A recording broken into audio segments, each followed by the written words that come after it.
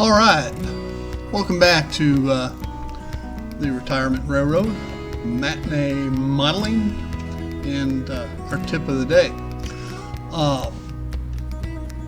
As you can see, the Retirement Railroad is starting to take shape with the quarry here in the foreground. Directly behind that, the refinery, which is still being worked on.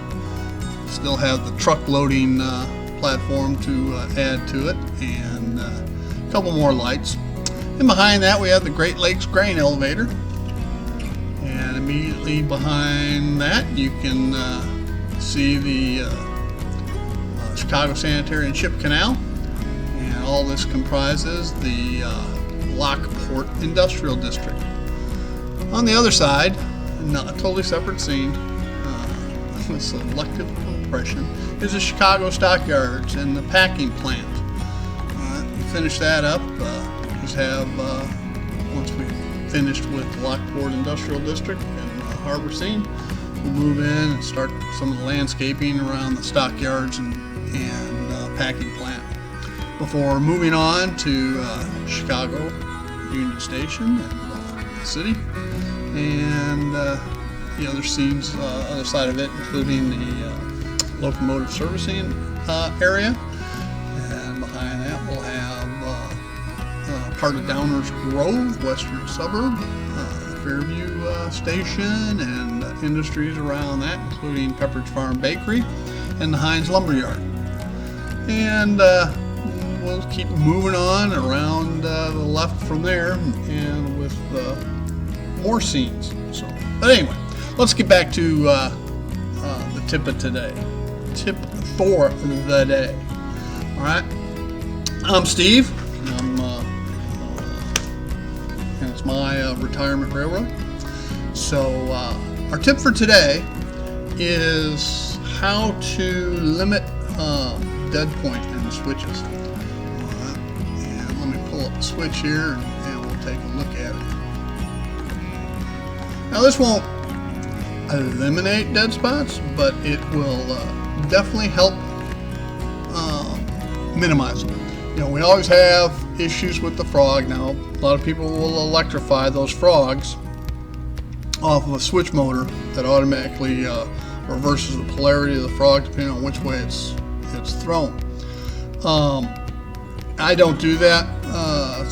My switch motors are equipped to do that. I just don't.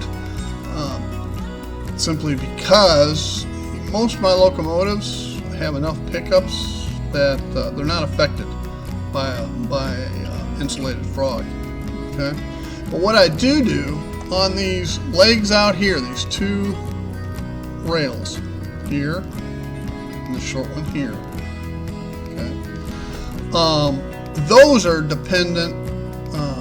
The electrical feed for those are dependent upon how well these points, all right, make contact when the switch is thrown. If the points don't make good contact, whether they get dirty, corroded, etc., then the electric does not feed down to these rails. All right?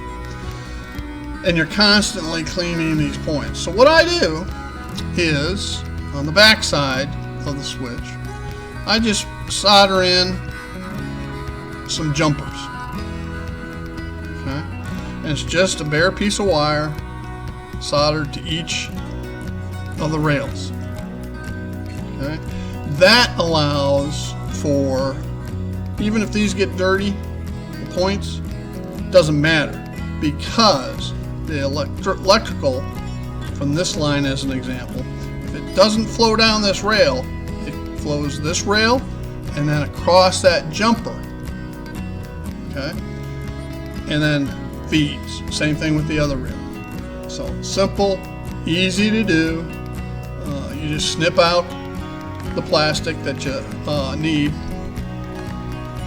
all right, to create that opening, and a short piece of wire, solid core wire, soldered across, and that'll solve a lot of your headache. Right? And that's your tip of the day.